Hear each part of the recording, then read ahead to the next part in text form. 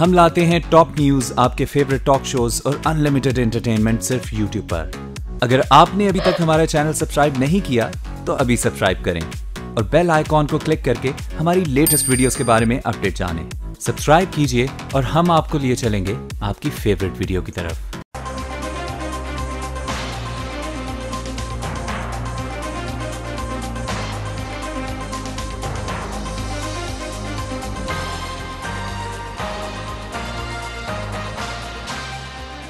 Voice of America کے Washington studio میں خوش آمدید۔ میں ہوں ثاقب الاسلام اور آپ دیکھ رہے ہیں ویو 360۔ آج کے شو میں اقوام متحدہ میں امریکی سفیر نکی ہیلی کا وائس آف امریکہ کو خصوصی انٹرویو اور خیبر پختونخوا میں مساجد قائمہ کو ماہوار وظائف دینے کے فیصلے پر مختلف فرقوں کی آراء اور اس موضوع پر ایک مہمان سے گفتگو۔ پروگرام میں اور بھی بہت کچھ شامل ہے، دیکھتے ہیں اس کی ایک جھلک اور شروع کرتے ہیں ویو 360۔ ملاقات ایک باہمت افغان خاتون سے جنہوں نے معذوری کو کمزوری بننے نہ دیا۔ Hay parendaisibo namidonan chirotustori۔ نوجوانوں میں سوشل میڈیا کا بڑھتا ہوا استعمال، فائدے کم نقصان زیادہ، اور سمندروں میں مونگے کی چٹانوں کو موسمیاتی تبدیلیوں سے لاحق خطرات کا حل۔ آغاز کریں گے اقوام متحدہ میں امریکی سفیر نکی ہیلی کی وائس آف امریکہ کے ساتھ خصوصی گفتگو سے، جس میں انہوں نے پاکستان، ایران اور شمالی کوریا سمیت کئی بین الاقوامی معاملات پر کھل کر بات کی۔ مزید تفصیلات لیں گے کیپٹل ہل پر موجود امان اظہر سے۔ امان، یہ ایک طویل انٹرویو تھا، ہماری آڈینس کی دلچسپی کے بھی کئی اہم معاملات اس میں ڈسکس ہوئے، کیا رہے وہ معاملات؟ جی، ایمبیسڈر نکی ہیلی نے عالمی امور کے تناظر میں ٹرمپ انتظامیہ کی پالیسیوں کو خاصی تفصیل سے بیان کیا، اور جن معاملات پر بات ہوئی اس میں ساؤتھ سوڈان یا پھر میانمار میں روہنگیا مسلمانوں کا ایشو یا پھر فلسطینی علاقوں کو دی جانے والی بین الاقوامی امداد سمیت دیگر امور بھی شامل تھے۔ تو افغانستان میں پاکستان کا کردار کے حوالے سے بھی ان سے گفتگو کی گئی اور پوچھا گیا، خصوصاً کہ حال ہی میں امریکہ کی جانب سے جو پاکستان کو دی جانے والی فوجی امداد ہے اس کی بندش سے پاکستان کو کیا میسج دینا مقصود تھا، جس کا جواب انہوں نے کچھ یوں دیا۔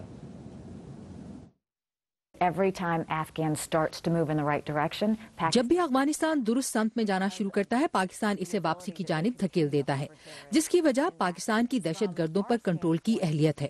ہمارے نقطہ نظر سے افغانستان کے پرامن اور مستحکم ہونے کی صرف یہی صورت ہو سکتی ہے کہ ہم اس خطرے کا خاتمہ کر دیں، اور اس لیے فوجی امداد پر بندش لگانے سے ہمارا مقصد ان کو پیغام بھیجنا تھا، اور میں امید کرتی ہوں کہ وہ واپس میز پر آئیں گے اور احساس کریں گے کہ انہیں یہ بند کرنا ہوگا، اور یہ صرف افغانستان کے لیے یا خطے کے لیے نہیں بلکہ پوری دنیا کی خاطر ہے۔ جی، اسی سوال کے فالو اپ میں جب ان سے یہ پوچھا گیا کہ کیا اس حوالے سے یا بندش کا جو فیصلہ ہے اس سے جو خلا پیدا ہوگا اس کو کیا چین پر کرنے کی کوشش نہیں کرے گا، یا یہ کہ پاکستان کیا شمالی کوریا کے ساتھ روابط بڑھانے کی کوشش نہیں کرے گا، جس کا تناظر ایک خان نیٹ ورک تھا، تو نکی ہیلی نے اس کا جواب دیتے ہوئے کہا کہ وہ سمجھتی ہیں کہ یہ محض حربے ہیں کہ ایسا ہو جائے گا یا ویسا ہو جائے گا، لیکن ان کا خیال تھا کہ مقصد پاکستان کو یہی پیغام دینا ہے کہ اب مزید وہ رویہ نہیں برداشت کیا جائے گا جس کے رد عمل میں پریزنٹ جو امریکی پالیسی ہے اس کو وضع کیا گیا ہے۔ اسی طرح اسی انٹرویو کے دوران ان سے ایران جوہری ڈیل کے حوالے سے بھی پوچھا گیا، جس کا جواب انہوں نے کچھ یوں دیا۔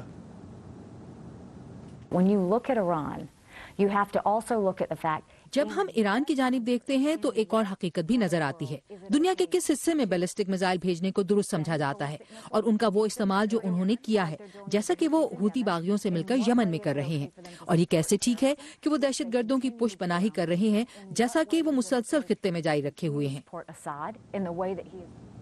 جی، اس انٹرویو کے دوران نکی ہیلی سے بارہا یہ بات پوچھی گئی کہ کیا ایران جو جوہری معاہدہ ہے اس کی پاسداری کر رہا ہے، جس کا جواب انہوں نے ہاں کی صورت میں ہی دیا، لیکن ساتھ ہی یہ بات بھی واضح کی کہ امریکہ کے خدشات جو ہے وہ ایران کی جانب سے جو خطے میں اس وقت مختلف اقدامات ہیں، خصوصاً دہشت گرد گروہوں کی پشت پناہی، اس کے حوالے سے ہیں، اور یہ کہ اس سے خطے میں یا مشرق وسطیٰ میں عدم استحکام آ سکتا ہے۔ جی ثاقب۔ امان ہمارے ساتھ کیپٹل سے، تھینک یو امان فار دیز اپڈیٹس۔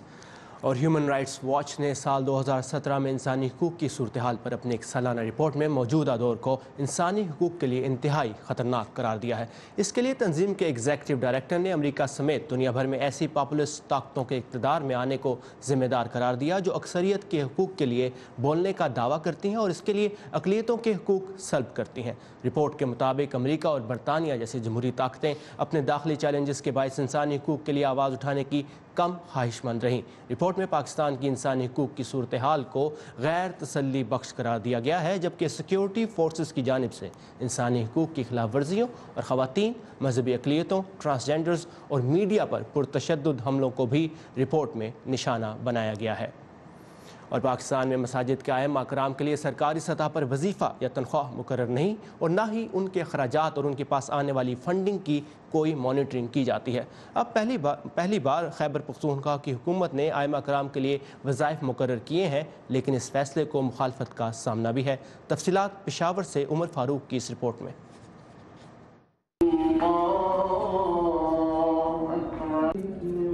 پاکستان کے صوبے خیبر پختونخوا کی حکومت نے صوبے میں ائمہ مساجد کو ماہانہ 10,000 روپے وظیفہ دینے کا فیصلہ کیا ہے۔ خیبر پختونخوا کی کابینہ نے فیصلے کی منظوری دے دی ہے، جس کے مطابق دینی مدارس کے لیے قائم 5 میں سے کسی بھی ایک بورڈ کی سند یافتہ ائمہ کرام اس وظیفے کے اہل ہوں گے۔ مساجد کے ائمہ کرام اس اقدام کو ستائش کی نظر سے دیکھ رہے ہیں۔ صرف اس حکومت کو نہیں بلکہ ہر حکومت ہو، اگر پہلوں نے نہیں کی تو کیوں نہیں کی؟ ان کو چاہیے تھا کہ یہ کریں۔ آپ کیسے چاہتے ہیں کہ ایک طرف کہتے ہیں ہم ان کو مین سٹریم میں لانا چاہتے ہیں، ہم انتہا پسندی ختم کرنا چاہتے ہیں، دوسری طرف یہ ہوتا ہے۔ سرکاری عدد و شمار کے مطابق خیبر پختونخوا میں 27,096 جامع مساجد ہیں، جن کے پیش اماموں کو ماہانہ تنخواہ کی ادائیگی پر سالانہ 3 ارب 25 کروڑ روپے خرچ ہوں گے۔ خیبر پختونخوا جو کہ گزشتہ کئی دہائیوں سے دہشت گردی کا نشانہ رہا ہے، وہاں پر اس اقدام سے شدت پسند نظریات کو کم کرنے میں مدد مل سکتی ہے۔ ہم اگر ایک مسجد ہے، وہ ملا ہے، اس بیچارے کا خرچہ ہی نہیں ہو رہا، تو وہ پازیٹیو نیگیٹو ایکٹیویٹی کی طرف جائے گا، تو ہم کم از کم کوشش کریں اس کو جو ڈیلی روٹین کا جو اس کا تھوڑا بہت خرچہ وہ تو اس کو ملے کہ وہ ایک پازیٹیو طریقے سے اپنا زندگی جو اپنی گزار سکے۔ منصوبے کے تحت آئندہ مہینے سے مساجد کے ائمہ کرام کو وظائف کی ادائیگی کا سلسلہ شروع کر دیا جائے گا، مگر حزب اختلاف کی جماعت جمعیت علماء اسلام فضل الرحمان کے قائدین اس فیصلے پر نکتہ چینی کر رہے ہیں۔ JUI کے صوبائی سیکرٹری اطلاعات عبدالجلیل جان نے کہا ہے کہ ان کی جماعت کے رہنماؤں نے JUI سے منسلک ائمہ کرام کو ہدایت کی ہے کہ وہ یہ رقم وصول نہ کرے۔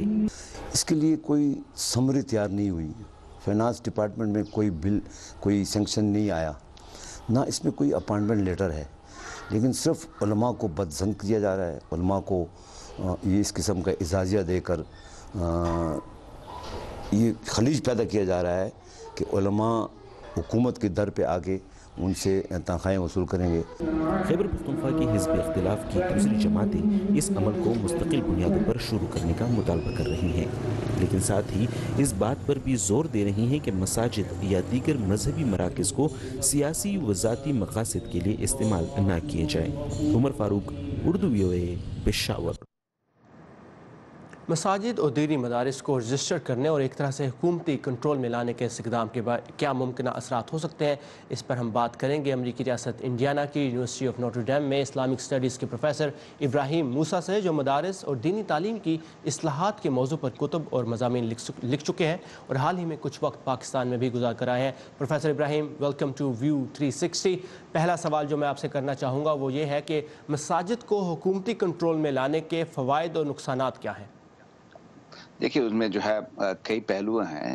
یہ جو مصالح تو اس میں بھی ہوگا کہ حکومت کے مصالح ادا ہو جائے گی، لیکن یہ بھی میرے خیال سے جو ہے حکومتوں تمام دنیا میں، لیکن خاص طور سے پاکستان میں لوگ کو جو ہے فکر ہے کہ مساجد میں کیا کیا چیزیں کہا جاتی ہے، کیا یہ جو ہے ایک سبب بن جاتی ہے کہ دہشت گردی جو ہے یا تشدد پسندی جو ہے مساجد کے ذریعے سے ایک وسیلہ بنتا ہے۔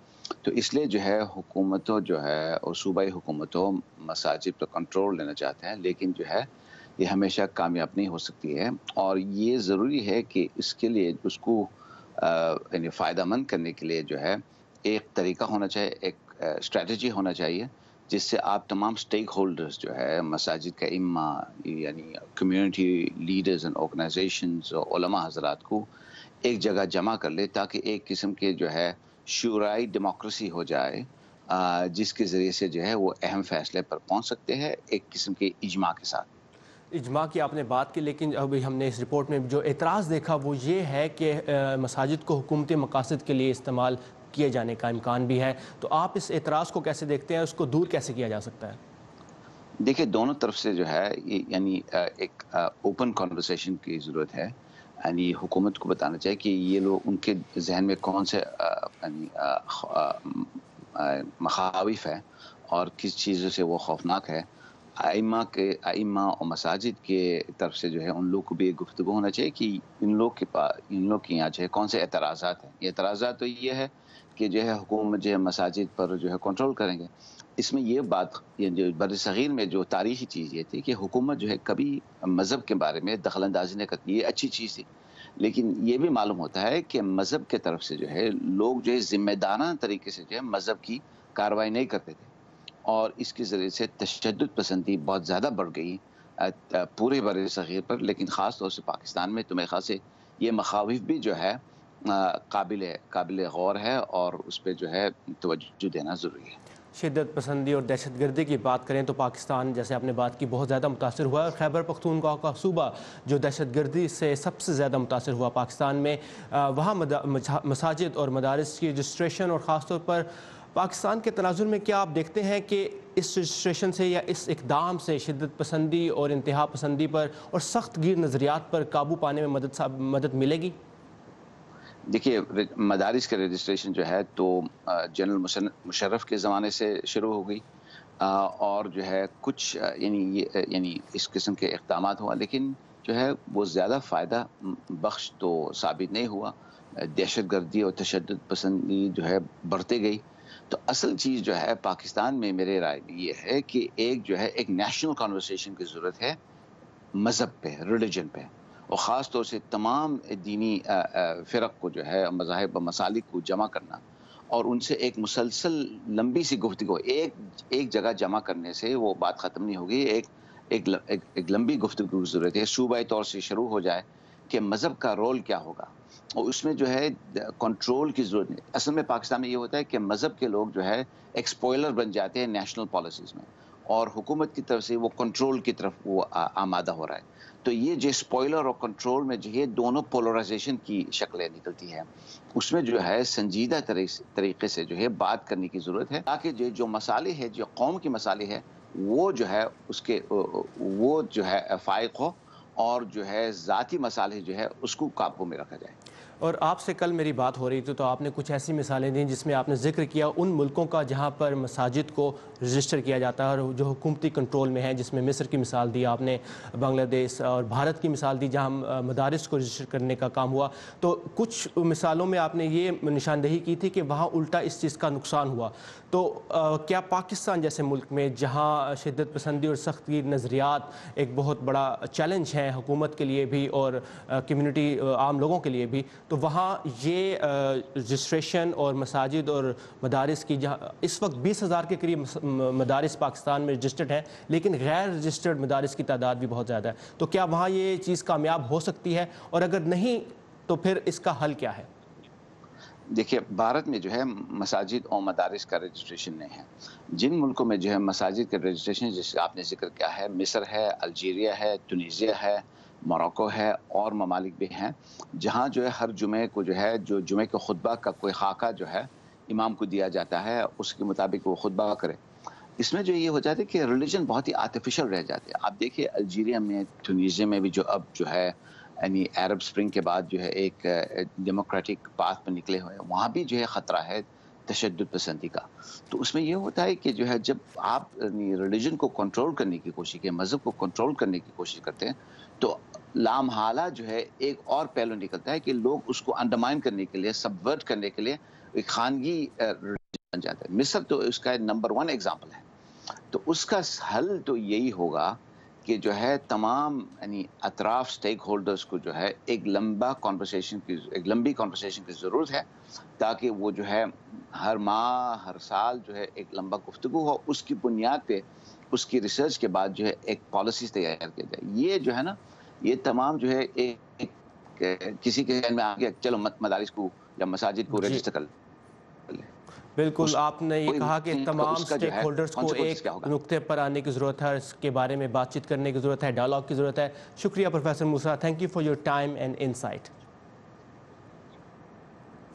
دنیا بھر سے تازہ ترین خبروں کے لیے آئیے ہماری ویب سائٹ urduvoa.com پر، جہاں آپ مختلف موضوعات پر ماہرین کے تبصرے بھی پڑھ سکتے ہیں. اور پروگرام میں آگے چل کر ملاقات کریں گے دونوں ہاتھوں سے معذور ایک باہمت افغان خاتون سے، جنہوں نے امریکہ میں اپنی زندگی بنائی، اور نوجوانوں میں سوشل میڈیا کے بڑھتے ہوئے استعمال کے فوائد اور نقصانات پر بھی ایک رپورٹ شامل ہے. لیکن پہلے دیکھتے ہیں دنیا کے مختلف حصوں سے ملنے والی کچھ اہم خبروں کی جھلکیاں ورلڈ ویو میں. اسرائیل کے وزیر اعظم بنجامن نیتن یاہو نے امریکی صدر سے اتفاق کرتے ہوئے کہا ہے کہ یروشلم میں امریکی سفارت خانے کی تعمیر کو کئی سال لگ سکتے ہیں. اس سے قبل صدر ڈونلڈ ٹرمپ نے اسرائیلی وزیر اعظم کے امریکی ایمبیسی اس سال یروشلم منتقل ہونے کے بیان کے جواب میں کہا تھا کہ ایسا ممکن نہیں. قازقستان کے راستے روس جانے والی ازبک مزدوروں کی بس کو آگ لگنے سے 52 ازبک شہری ہلاک ہو گئے ہیں، جبکہ صرف 5 مسافر بچ نکلنے میں کامیاب ہوئے. حادثہ قازقستان کے علاقے اکادو میں پیش آیا، جو ازبکستان سے روس جانے والے تارکین وطن کے لیے راستے کے طور پر اپنایا جاتا ہے. روسی وزارت خارجہ کے اہلکار کے مطابق امریکی صدر ڈونلڈ ٹرمپ کا یہ دعویٰ بے بنیاد ہے، جس میں انہوں نے روس پر الزام لگایا ہے کہ وہ اقوام متحدہ کی جانب سے شمالی کوریا پر عائد پابندیوں کی خلاف ورزی کر رہا ہے. امریکی سیکرٹری خارجہ ریکس ٹلرسن نے شام اور ترکی کے بارڈر پر کرد عسکریت پسندوں کی حمایت یافتہ سیرین ڈیموکریٹک فورسز کی بارڈر سیکیورٹی فورس کے قیام کی اطلاعات کو مسترد کر دیا ہے. ترکی کی جانب سے شدید رد عمل کے حوالے سے ان کا کہنا تھا کہ انہوں نے وینکوور میں ترک وزیر خارجہ سے ملاقات میں معاملے کی وضاحت کی ہے. شام کی حکومت نے امریکی حکومت کے اعلان کو جارحانہ قرار دیا ہے. اور اب ملتے ہیں ایک ایسی خاتون سے جو معذوری کے باوجود اپنے خاندان کا سہارا بن رہی ہیں. افغانستان سے تعلق رکھنے والی خاطرہ ابراہیمی کے ہاتھ کام نہیں کرتے، لیکن وہ خود ہر ایسا کام کرتی ہیں جو وہ کرنا چاہتی ہیں. خاطرہ نے کس طرح امریکہ میں اپنی زندگی بنائی اور اپنے والدین کی کیسے مدد کر رہی ہیں، آئیے دیکھتے ہیں اس رپورٹ میں. 30 سالہ خاطرہ ابراہیمی بچپن میں اس وقت اپنے ہاتھوں کے استعمال سے معذور ہو گئی تھیں جو وہ افغانستان میں تھیں. اس معذوری کی وجہ ڈسٹونیا نامی اعصاب کو متاثر کرنے والا مرض تھا. ہاتھوں کے استعمال سے معذوری کے بعد انہوں نے اپنے پیروں کا استعمال شروع کر دیا. جب وہ اپنے خاندان کے ساتھ امریکہ منتقل ہوئی، اس وقت تک وہ کافی حد تک خود کفیل ہو چکی تھیں. میں ہر روز کچھ مختلف کرنے کی کوشش کرتی ہوں تاکہ لوگ مجھے میری کامیابیوں کے باعث جانیں، نہ کہ میری کمزوری کے باعث. افغانستان میں خاطرہ نے گھر میں ہی تعلیم حاصل کی تھی، لیکن فلوریڈا میں انہیں بہتر سہولیات تک رسائی ملی. انہوں نے پیروں سے لکھنے اور لیپ ٹاپ پر کام کرنے کی اپنی صلاحیت کو بہتر بنایا. انہوں نے ہائی اسکول پاس کیا اور فلوریڈا اسٹیٹ کالج سے ایک ٹیکنیکل ڈگری بھی حاصل کی. خاطرہ کے لیے ہمیں فرنیچر کی ترتیب تبدیل کرنا پڑی اور ہم نے ان کے لیے میرے خیال سے کوئی 6 ڈیسک بنائے، کیونکہ ہمیں پتا چلا کہ ان کی کلاسز 4 مختلف کلاس رومز میں ہونا تھیں.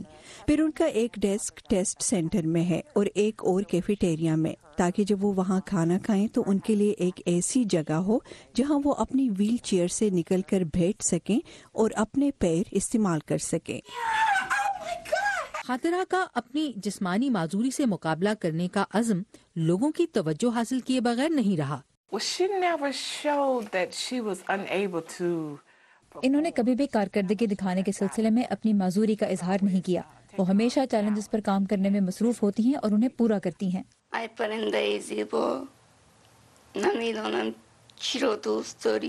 انہیں شاعری لکھنے کا شوق ہے جو ایک طرح سے ان کے جذبات کا اظہار ہے. خاطرہ کے والدین کو ان پر فخر ہے. ہماری بیٹی ہم سے محبت کرتی ہے، وہ ہماری مترجم ہے. کیونکہ ہمیں انگلش بولنے میں مشکل پیش آتی ہے، وہ دستاویز اور دوسری کاغذی کارروائی میں درپیش کسی بھی قسم کے مسائل کے حل میں ہماری مدد کرتی ہے. خاطرہ کو یقین ہے کہ جسمانی معذوری کے مقابلے میں ارادہ اور عزم نہ صرف آج ان کی شناخت ہیں بلکہ مستقبل کی منازل کے تعین میں ان کے رہنما بھی. خدیجہ ہما الکوزوئی کے ساتھ عائشہ خالد، اردو VOA.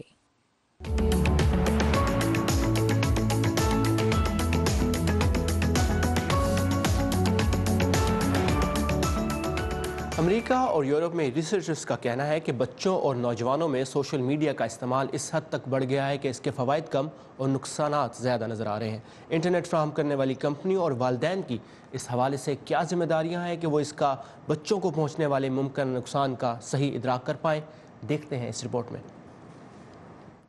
آج کل کے بچے ایک ایسی دنیا میں سانس لے رہے ہیں جو ان کے والدین کے دنوں سے بہت مختلف ہے۔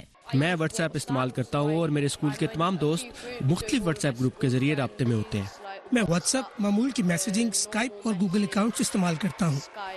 ماہرین کا کہنا ہے کہ سوشل میڈیا کے مستقل استعمال کی ضرورت کا احساس ان صارفین پر نقصان دہ اثرات مرتب کر سکتا ہے جو جذباتی دباؤ برداشت کرنے کے لیے تیار نہیں ہوتے۔ چلڈرن کمیشن فار انگلینڈ کی ایک رپورٹ کے مطابق سوشل میڈیا کے حلقے میں قبولیت کا دباؤ، جس کا پیمانہ لائکس کو سمجھا جاتا ہے، نقصان دہ ثابت ہو سکتا ہے۔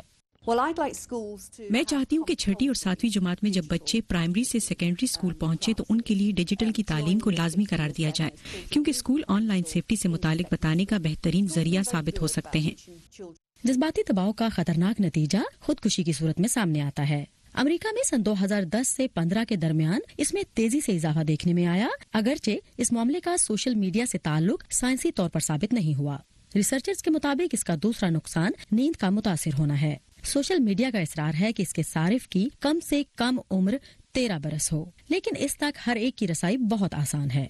انہیں مزید کچھ اقدامات کرنے کی ضرورت ہے۔ یقیناً والدین کا اس معاملے میں کردار کافی اہم ہے کہ وہ اپنے بچوں کو 13 برس کی عمر تک کی بات اچھی طرح ذہن نشین کروا دیں کہ انٹرنیٹ کے استعمال کے کیا خطرات، مسائل اور فوائد ہو سکتے ہیں۔ بہت سے والدین نہیں جانتے کہ انہیں کیا کرنا ہے۔ وہ کہتے ہیں کہ انہیں اس کے لیے تربیت کی ضرورت ہے۔ جب ہم اس عمر میں تھے تو ایسی کسی چیز کا وجود نہیں تھا، لہٰذا جب تک وہ خود اس انڈسٹری کا حصہ نہیں ہوں گے وہ کچھ زیادہ مدد نہیں کر سکتے۔ ریسرچرز کا کہنا ہے کہ اس سب کا مقابلہ کرنے کا ایک بہترین طریقہ یہ ہے کہ بچوں کی کھیلوں میں شرکت کے لیے زیادہ سے زیادہ حوصلہ افزائی کی جائے۔ جارج پوٹیچ کے ساتھ سعدیہ اسد، اردو VOA۔